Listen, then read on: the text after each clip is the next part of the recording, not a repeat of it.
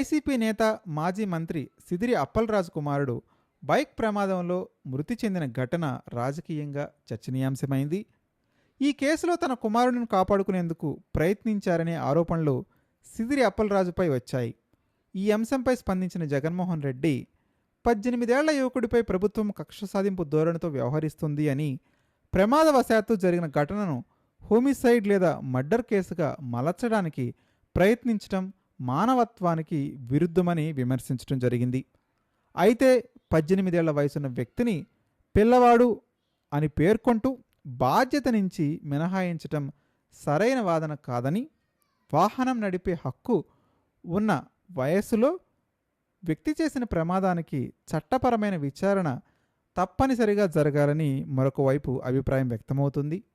అదే సమయంలో ప్రమాదం జరిగిందని వెంటనే మర్డర్ కేసు నమోదు చేయడం కూడా న్యాయ సూత్రాలకు విరుద్ధమని, చేసిన నేర తీవ్రతకు తగ్గట్టుగానే కేసులు నమోదు చేయాలనే టెస్ట్ ఆఫ్ ప్రపోర్షనాలిటీ పాటించాల్సినటువంటి అవసరం ఉందని చెప్పుకోవచ్చు. ప్రమాదం వెనుక క్రిమినల్ నిర్లక్ష్యం ఉందా లేదా అనేది దర్యాప్తులో తేలాల్సిందే. కానీ రాజకీయ కారణాలతో తీవ్రమైనటువంటి సెక్షన్లు పెట్టడం కూడా తప్పేనని భావించవచ్చు. మరొక వైపు లోకేష్ స్పందిస్తూ ఏమన్నారంటే, ఇలాంటి సందర్భాల్లో తల్లిదండ్రుల బాధ్యత తమ పిల్లలను పోలీసుల ఎదుట లొంగదీసి చట్టపరమైన ప్రక్రియను ఎదుర్కొనేటట్లు చేయడం. తెలంగాణలో ఒక కేంద్ర మంత్రి తన కుమారుడిని పోలీసులకు సరెండర్ చేసిన ఘటనను ఉదాహరణగా ప్రస్తావించడం జరిగింది. అయితే ఆ ఉదాహరణను కూడా పూర్తిగా వాస్తవ పరిస్థితులకు అనుగుణంగా చెప్పలేకపోయారు. ముఖ్యంగా బండి సంజయ్ కుమారుడు కేసులో ప్రారంభంలో ఆయన తన కుమారుడిని సమర్థించారు.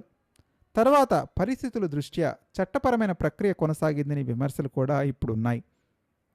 బాధిత కుటుంబానికి న్యాయం చేయడం, వారి ఆర్థిక పరిస్థితిని దృష్టిలో పెట్టుకొని ఆదుకోవడం ప్రభుత్వాల తొలి బాధ్యత కావాలి. అదే సమయంలో రాజకీయ నాయకులు పిల్లలైనా సాధారణ పౌరులైనా చట్టం ముందు అందరూ సమానమనే సూత్రాన్ని పాటించాల్సిందే.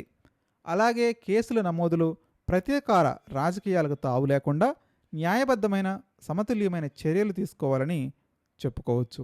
మీరు కూడా మీ అభిప్రాయాన్ని కామెంట్ రూపంలో తెలియజేయండి. ఏదైతే సిదిరి అప్పలరాజు ఆయన కుమారుడి విషయంలో చేసినటువంటి చర్యను మీరు సమర్థిస్తున్నారా, వ్యతిరేకిస్తున్నారా? మర్చిపోకుండా కామెంట్ చేయడానికి ప్రయత్నించండి.